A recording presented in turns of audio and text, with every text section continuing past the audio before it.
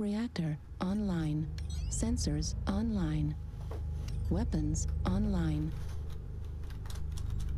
All systems nominal.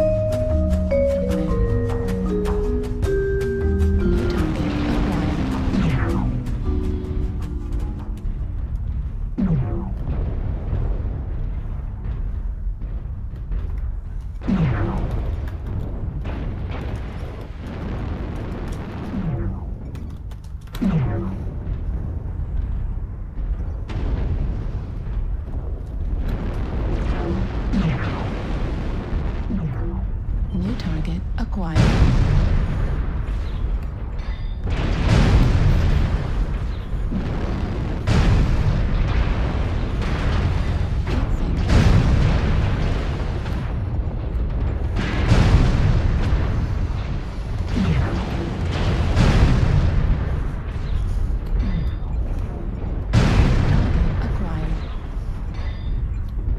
New target acquired. Yeah. Left torso critical damage. New target acquired.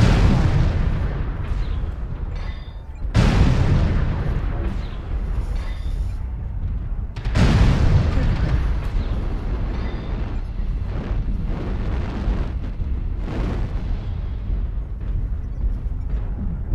Target destroyed.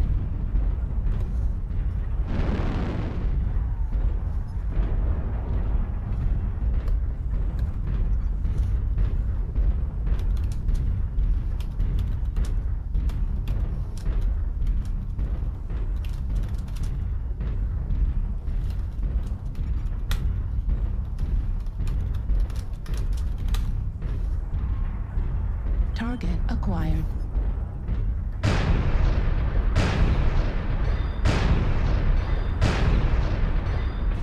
Target destroyed.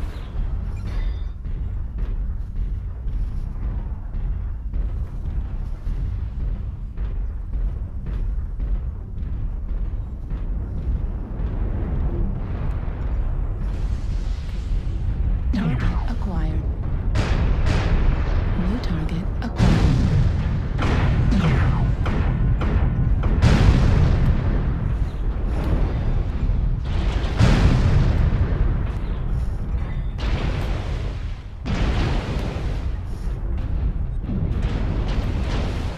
New target acquired. Target destroyed. Left arm critical damage.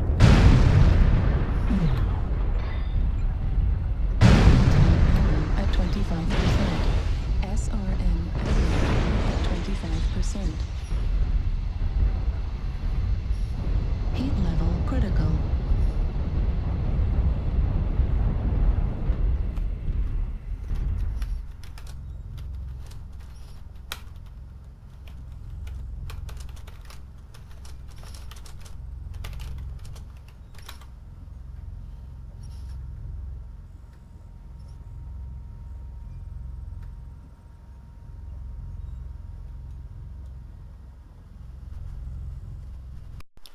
Alright guys, so you just saw an old school Atlas push, and fuck the meta. We bring the pain old school style. I want to talk a little bit about the Atlas and why it struggles in a lot of respects in the current meta, but also how it can still absolutely destroy kids. First of all, I want to point out one thing. This was the very first time I had dropped in the Atlas as I had built it currently. I'm going to show you the build here in a second. I just want to show you one thing before I even show you the build. Where's an Atlas? There it is. There's my DDC. As you can see, I haven't even mastered it. So we've got 2 times multipliers, but no mastery. So unfortunately, my LB10 cooldown module was left at home. I ran the SRM6 cooldown module. Okay, so let's take a look here. SRM6 cooldown module, very important. Had I unlocked the weapons module, I would have run LB10 because weapon group 1 is the 2 LBs and you can chain fire them for pretty decent suppression. You kind of saw it when the Eben Jag was out there getting harassed by my team. I was able to pop shots into him repeatedly. With the module, it would have been a little bit, more suppressive instead of having a break in the fire pattern, but it's whatever. Anywho, load out. There we go. Okay, the first thing to understand about assault mechs in the current meta is that you are probably the easiest target on the map to kill. If you're focused, you're just dead. There's nothing to it. The only thing that can save an assault mech in the current meta is the ability to roll damage on the torso. This is what, in my opinion, makes the Executioner the king of the battlefield in pug drops, and honestly, I venture to say probably in comp play if people thought outside the box a little bit and saw the huge advantages in mobility and how it can bring its firepower to bear at the drop of a hat instead of waddling across the map and never being in position. But anyway, that's besides the point. The thing to note is that the Executioner performs so well for an assault because of Mask and its ability to roll damage across its torso.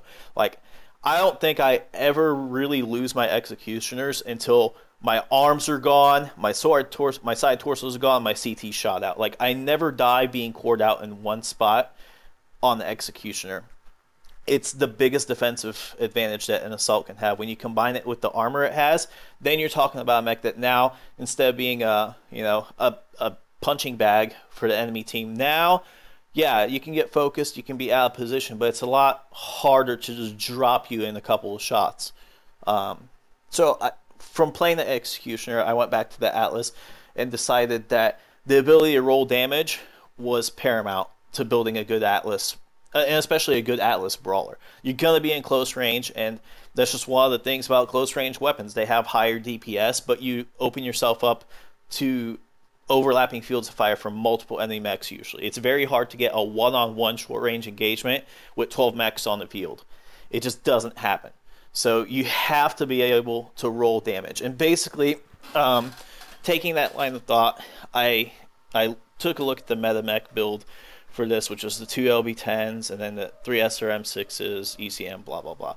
Okay, cool. And I said, I used to have like a 1.46 or 1.5 heat efficiency because I ran standard structure, and I just loaded up with massive amounts of heat sinks and said, you know what, if I'm going to brawl, I'm going to brawl hard. I'm not going to overheat. I'm not going to disengage. Once I start my push, I have to be able to just maintain damage. I can't back off, cool down. It's not an option. You have to maintain the momentum once you start your push. But then I was like, man, standard 300, like, I try to roll damage, I try to give him my arms, use my arms as shields, and it just doesn't quite work. It's just too slow on the torso rotation. So I went back and I said, you know what if we get rid of double heat sinks, because I had like 3 of them in here besides this one. I said, what if we got rid of them, picked up endo instead of standard, and upped the engine rating? So that's basically what I did with this mech. I picked up endo, dropped the heat sinks. I transferred one of them, or maybe it was just 2 extra ones. I think it was just 2 I had in here. But one of them I was able to salvage and put in the extra internal slot that opened up on the engine from upgrading from a 300 to a 335. So it maintains more or less the same heat efficiency as before, but the real advantage comes from its ability to roll damage across the chassis. It's so important as a brawler DDC Atlas that you roll damage. That's what lets you live. If you can't do it, you're dead. And you need a big engine for that. Definitely a 300 is no good. You have to go bigger than a 300. I would say 335, even with this Atlas, a 335 is probably on the low end. Honestly, like a 350 would probably be preferred. But then I would probably run a 350 on like the S variant with like extra SRMs or something like that, maybe 4 SRM4s or something, and just drop the ECM. But regardless, the point is a big standard engine is necessary for the Atlas to be viable in today's meta. It's the only way you can really play it. But if you do play it with a big standard engine, you saw the results. I mean, I pushed right into the face of 4 assault mechs. What was like King Crab, Atlas for sure. I think there was a Zeus in there. I just pushed hard. I rolled damage, and I got my shots off. I snapped my shots off when I could. I rolled damage when I wasn't shooting my big guns, and it worked out great. Thankfully the team followed me, and that's stupendous because a lot of times they just won't follow an assault mech that pushes and you die. But those guys were on point. They followed me, and you saw the result. Top damage in the match with a lot of tier 1 players, a lot of good builds, a lot of meta builds. Didn't matter. You play to the strengths of the mech, and you can do amazing things in this game. You just got to think outside the box and really always analyze what you want your build to do, what it has to do. Like the Atlas has to roll damage as a brawler. That necessitates a big engine. And from that, once you get that figured out, everything falls into place. Like, fuck it. Maybe you can't fit SRM6s for whatever reason. Sacrifice a little bit of firepower, a little bit of an alpha for more survivability. Mechs do no damage when they're dead.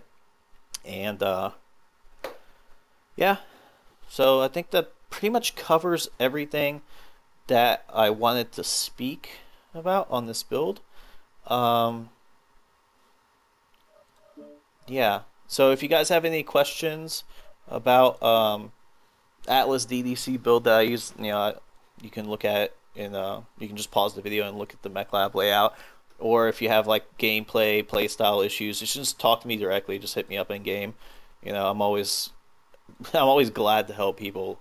And yeah, guys, don't be afraid to break the meta, fuck the meta, play the mechs that are fun. Figure out how to make them competitive, even in today's pinpoint high alpha environment. Figure out how to do it and go out there and prove people that you don't need a direwolf, you don't need an executioner, you don't need whatever. You can play so many more mechs. You can play just about anything that the game offers and do pretty damn well in it, and sometimes really well. All right, guys. That's enough of the pep talk. Go out there and kick some ass, and like I said, fuck the meta. Atlas for life. Peace.